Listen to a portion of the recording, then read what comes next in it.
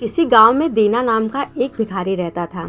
उसकी जिंदगी हमेशा भीख मांगते हुए ही निकली थी, जिस कारण वह अपने परिवार का पालन पोषण भी ठीक तरीके से नहीं कर पाता था। दीना शहर गांव से दूर रहता था। उसके घर पर उसकी पत्नी और बच्चे थे। रोज सुबह भीख मांगने जाने से पहले उसकी पत्नी बतौर भिक्षा उसकी झोली में कुछ न कुछ अपने हाथों से डाल दिया करती थी, क्योंकि वह मानती थी कि घर से निकलने से पूर्व ही यदि पात्र में कुछ डाल दिया जाए तो वह कभी खाली नहीं रहेगा, या यूं माने कि घर खीर तो बाहर भी खीर। यह शगुन तो प्रतिदिन था, परंतु परिणाम हमेशा एक सा कभी ना रहा। कभी कम तो कभी ज्यादा भिक्षा उसे मिलती रहती। मगर आज दीना भिखारी जब भिक्षा मांगने चलने को हुआ तो उसकी पत्नी बड़े प्रसन्न मन से उसके पास आई और पास आकर बोली, सुनो प्राणपति, आज मैंने बहुत सुंदर स्वप्न देखा है। स्वप्न में मुझे प्रभु कुछ देना चाहते हैं, जिस कारण मेरा मन बड़ा प्रसन्न है। अगर प्रभु की कृपा रही तो आज आपका पूरा पात्र भर जाएगा और हम सभी भर पेट भोजन कर सकेंगे। यह कहते हुए उसने शगुन के तौर पर एक कटोरी चावल दीना की झोली में डाल दिए। दीना अपनी झोली को कंधे पर डाले घर से शहर की ओर निकल पड़ा। थोड़ी दूर चलने पर उसने देखा कि राजा का रथ इस कच्चे मार्ग पर उसकी ओर बढ़ा चला आ रहा है। उसे अपनी पत्नी नारायणी की बात अब सच प्रतीत होने लगी। वह राजा के रथ को देखकर दिवा स्वप्न में खो गया। वह सोचने लगा, अहो भाग्य जो आज मुझे राजा का दर्शन मिला। ना जाने कितनी ही बार उसके दर पर भिक्षा मांगने के लिए गया, मगर हर बार उसके पहरेदारों ने चिल्ला फटका कर मुझे भगा दिया। मगर आज ऐसा ना होगा। इसके साथ आज कोई भी अंगरक्षक भी नहीं है। आज तो मैं अपनी गरीबी की पूरी दास्तां सुनाकर राजा से बहुत सा धन मांगूंगा। अगले ही पल वह सोचता, अरे धन से क्या होगा, कुछ जमीन भी तो चाहिए, अरे वस्त्र भी चाहिए, मकान भी तो चाहिए। एक पल में उसके मन की सभी दमित इच्छाएं सिर उठाने लगी। वह सोचने लगा, आज तो वह राजा के पैर पकड़ लेगा और उससे वह सब मांग लेगा जो बरसों से वह पाना चाहता है। नारायणी कितनी खुश होगी। सच में आज ईश्वर की कृपा का दिन है। यह सब खड़ा खड़ा वह सोच ही रहा था कि अचानक से राजा का रथ उसके निकट आकर रुक गया। राजा उस रथ से नीचे उतरा और भिखारी के पास आकर कहा, सुनो भाई। इतना कहते ही दीना का दिवा स्वप्न टूट गया। राजा को सामने खड़ा देखकर वह भाव विभोर हो उठा और उसे एक बुत की भांति खड़ा खड़ा निहारने लगा। उसके ठाट बाट, सच में गरीबी कितनी बुरी होती है। ऐसे ठाट बाट तो मैंने कभी सपने में भी नहीं देखा और ना ही इसके बारे में कभी ख्वाबों में सोचा था। सचमुच राजा का यह पिछले जन्मों के कर्मों का फल होगा और मेरे कर्म। तभी राजा ने कहा, सुनो भाई, आज मैं महल से एक प्रतिज्ञा करके निकला था कि अपने राज्य में मुझे जो भी कोई पहला व्यक्ति दिखाई देगा मैं उससे बतौर भिक्षा कुछ ना कुछ मांगूंगा। तो इतनी सुबह मुझे तुम ही मिले। अब मैं तुम्हारे आगे भिक्षा के लिए अपनी झोली फैलाता हूँ।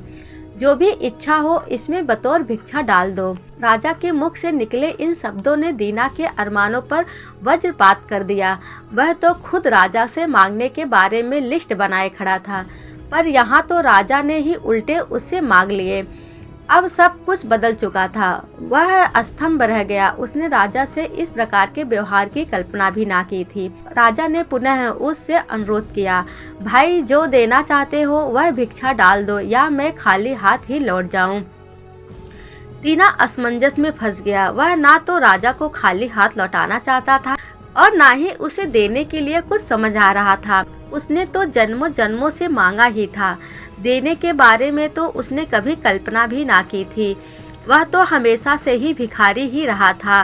देने के लिए उसके हाथ कभी ना उठे थे, क्योंकि इन हाथों को तो हमेशा ही नीचे रहने की आदत बन गई थी। उसने अपनी झोली में हाथ डाला तो सोचने लगा, एक मुट्ठी चावल में से क्या दूं? कहीं भिक्षा ना मिली तो यह भी ना चला जाए।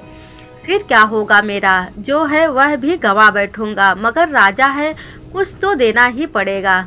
मन को कठोर करके उसने राजा के हाथ में एक चावल का दाना बतौर भिक्षा डाल दी। राजा उसे अपने माथे से लगा रथ में जा बैठा और वह रथ धूल उड़ाता हुआ उसकी नजरों से ओझल हो गया। दीना शहर की ओर भिक्षा मांगने बड़े बुझे मन से बढ़ने लगा। पूरे शहर में उसने भिक्षा मांगी। आश्चर्य, जो झोली कभी ना भरी आज उसमें और कुछ डालने की जगह भी ना बची। वह भिक्षा मांग कर वापस घर लौटने लगा, मगर उसका मन इतनी भिक्षा प्राप्त होने पर भी प्रसन्न न था। उसे रह रह कर राजा और दान किए हुए उस दाने के जाने का कष्ट सता रहा था। वह घर आया तो नारायणी उसकी भरी झोली देखकर प्रभु को धन्यवाद देते हुए बोली, सुनो जी, आज तो आपकी झोली प्रभु की कृपा से पूरी भर गई, मगर आप बड़े चिंतित दिखाई दे रहे हैं, क्या बात है? ऐसे तो आपको मैंने कभी भी चिंतित नहीं देखा। दीना ने कहा, आज मेरे सब अरमान अधूरे रह गए। उसने सभी बात नारायणी को सुनाते हुए कहा, नारायणी, कितना अच्छा होता कि वह चावल एक दाना भी मेरे पास होता। काश वह दाना मैंने दान ना दिया होता तो मेरी भिक्षा आज पूर्ण हुई होती और मैं कितना प्रसन्न होता। नारायणी ने उसे समझाया और कहा, अब तुम यह भिक्षा की झोली खाली करो ताकि कल फिर से इसे ले जा सको। दुखी मन से दीना ने उस झोली का सामान घर के पात्र में उलट दिया और झोली को साफ करने लगा। तभी अचानक से वह रोने लगा। नारायणी ने दीना के कंधे पर हाथ रखते हुए कहा, स्वामी, अभी तक तो तुम उदास थे, पर अब उस दाने के लिए इतनी भी दुखी ना हो कि इन आंसुओं को ना संभाल सको। इन्हें संभालो। दीना बोला, पगली, आज तो मुझसे बड़ी भूल हो गई। मैं इसलिए नहीं रो रहा हूँ कि मेरा चावल का दान किया एक दाना कम है, बल्कि मैं तो इसलिए रो रहा हूँ कि मेरी बुद्धि को क्या हो गया था जो मैंने राजा को एक मुट्ठी चावल दान नहीं किए। नारायणी ने कहा, जो हुआ उसे छोड़ो। दीना बोला, नारायणी देखो झोली को। नारायणी ने झोली को देखा तो वह आश्चर्यचकित रह गई। दान दिया हुआ वह चावल का एक दाना झोली में अब सोने का दाना बनकर पड़ा हुआ था। वह दीना के मनोभाव समझ चुकी थी। आज वह दान की महत्ता को समझ गई। सचमुच दान की हुई वस्तुएं ही हमेशा सोने की बनती है। दान प्राप्त करने वाली वस्तुएं तो क्षणिक सुख देने वाली मिट्टी की तरह होती हैं।